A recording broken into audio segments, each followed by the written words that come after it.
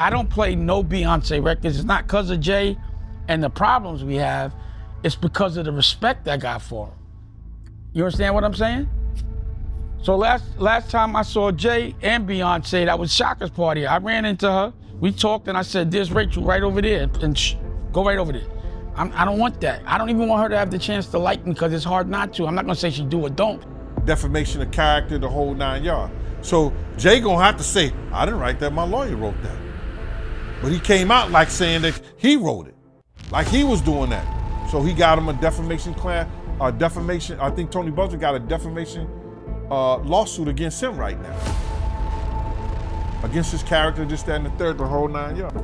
For black men and women, you know, to see a different outcome, like you were saying. It's not this celebrity couple. We were never a celebrity couple. We were a couple who just happened to be celebrities. That's beautiful. I don't play no Beyoncé records. It's not because of Jay and the problems we have.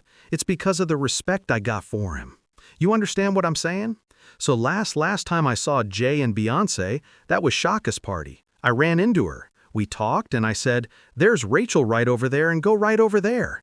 I don't want that. I don't even want her to have the chance to like me, 'cause it's hard not to. I'm not gonna say she do or don't. Defamation of character, the whole 9 yards. So Jay gonna have to say, "I didn't write that. My lawyer wrote that." But he came out like saying that he wrote it, like he was doing that. So he got him a defamation. I think Tony Buzzard got a defamation lawsuit against him right now, against his character, this, that, and third, the whole 9 yards. For black men and women, you know, to see a different outcome, like you were saying, it's not this celebrity. We were never a celebrity couple. We were a couple who just happened to be celebrities. That's beautiful. Like real people. Hip-hop history is filled with powerful partnerships. Some of them make history together, while others eventually crumble under the weight of fame, money, and pride. Few stories capture this as vividly as the rise and fall of Rockefeller Records. Led by Jay-Z and Dame Dash, these two men started as brothers in business. They moved like family, building an empire that shaped the culture of the late 90s and early 2000s. But along the way, whispers started to spread. Whispers not just about business deals or industry politics, but about something much more personal. About Dame Dash allegedly getting too close to Beyoncé at a time when she was beginning her relationship with Jay-Z. Did Jay really confront Dame about crossing the line? Did that moment help speed up the collapse of their empire? Today, we're going to break it all down on how loyalty, love, and ego collided inside Rockefeller, and why Jay-Z and Dame Dash's brotherhood never recovered. Is there any truth to you trying to talk to Bey? Nah.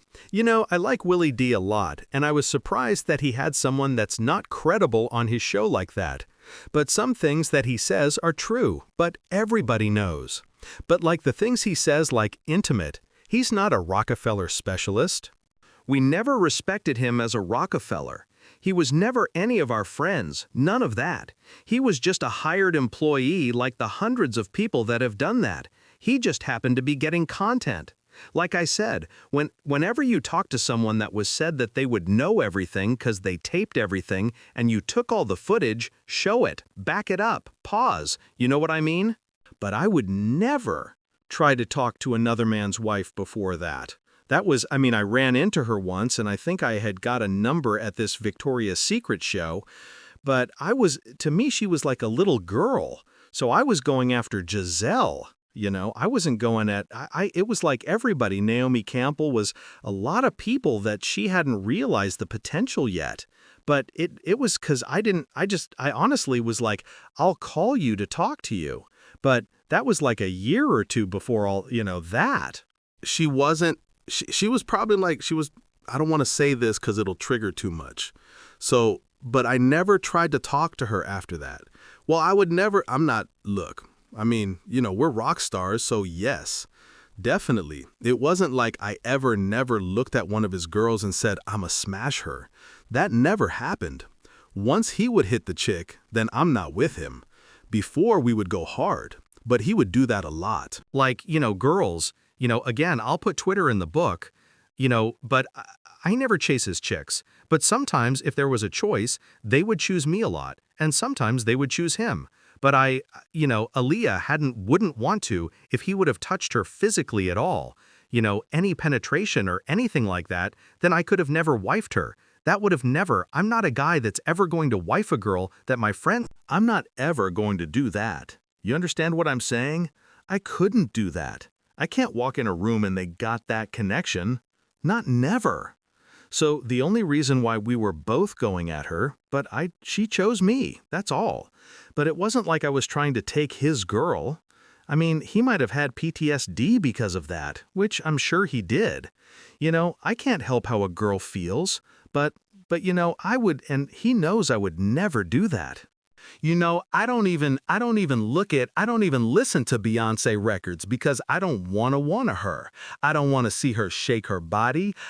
Even though Jay, I still consider her my brother.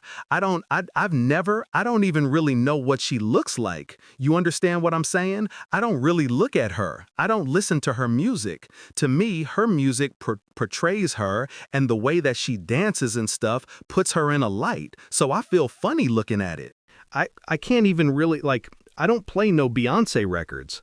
It's not because of Jay and the problems we have, it's because of the respect I got for her. You understand what I'm saying?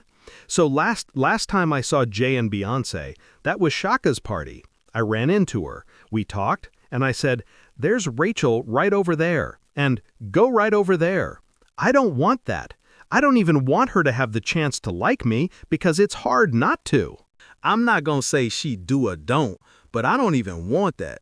I've had connections with other people's girls, and I'll be like, you know better than that, and walk off like, we get the eye, let's stop talking because gonna go crazy. Let's go. And I'm not going to say who that is, but it's happened that I've said no to other hen wives a lot that I respect, that everybody knows. You know what I'm saying? But I wouldn't do that. And to daughters, like, if your daughter, I get really offended when I hear that certain, and you know who you are, have ran up in my daughter's DM. And I'm like, damn, that shit is so crazy. That shit knew you was a baby. And I'm a step to that shit when I see him. You know what I'm saying? Like, yo, that's my daughter. Like, either way, that out of respect, bro. I know she, it's my daughter. But don't you already know what you gonna do? I know, tell me and my daughter got the best. I tell her everything. All these hoes do want to tell everybody. Do not do it. Only with somebody that really loves you, make him earn. And once he does that, he's responsible for your bills, because I did that for your mother. Tutu, all that. In the mid-1990s, Jay-Z wasn't the global icon we know today. Back then, he was a talented rapper struggling to get noticed. Major labels weren't lining up to sign him. The industry didn't know if he had what it took to sell records. But Dame Dash believed in Jay when almost nobody else did. Along with Kareem Biggs Burke, the three of them created Rockefeller Records. This wasn't just a label, it was a last shot. If no one else was going to give Jay a deal, they were going to do it themselves. Their first big step came in 1996 with the release of Reasonable Doubt. Thanks to a distribution deal with Priority Records, the album hit the streets. Featuring guests like, I don't even know how good she looks. I don't even know. You know what I'm saying? I could see what she's doing and it's enough to turn away. Like I'd be like, oh no, I don't want to see her butt. I don't want to see it. I don't know how he deals with that, but that's on him. That's just not me. That was an issue I was having with Aaliyah. Like, at the time, it was like, I wasn't trying to be in love with a girl that's going to be doing kissing scenes and be in the studio with no, I don't want that for me. I want you with me all the time. That's going to be with you in the room for 12 hours. We'll definitely fall in love. Fall in love. I did. So why would I want to put you, I was doing everything I can like, yo, let me get you right so you don't have to be around nobody or leave the Australia for 4 months and do kissing scenes with, I didn't like that at all. That's what I don't know what would have happened. And that's what's great about that situation is we never got to get to an argument. All I can remember is the golden times. But usually a long-term relationship has some dark times. I just never had any with her. So we didn't get that long term. The years we were together, she was on the road and doing movies a lot. But we were really in love, and yeah, she was the coolest. Speaking of Aaliyah, that's another rumor that's been going around for a while too. And I hate to even ask you about this, but I'm sure you've been saying the same thing. It's been a rumor going around about that. About how she was with Jay first, and you took her from Jay. He was talking to her, but I didn't know. He's sneaky. So I didn't know. So I see when I was talking to her, she was like, how's Jay? And soon she said, I was like, oh, he must have tried it too. So it wasn't like I knew. I didn't know. Like with Beyonce was some sneaky that flew to LA and was, he's slick balls. He's cunning. So you never really know what Jay, you don't know who Jason was coming. The way he pulled Beyonce was cunning, real cunning. But that's his business. I ain't going. So let me just say this.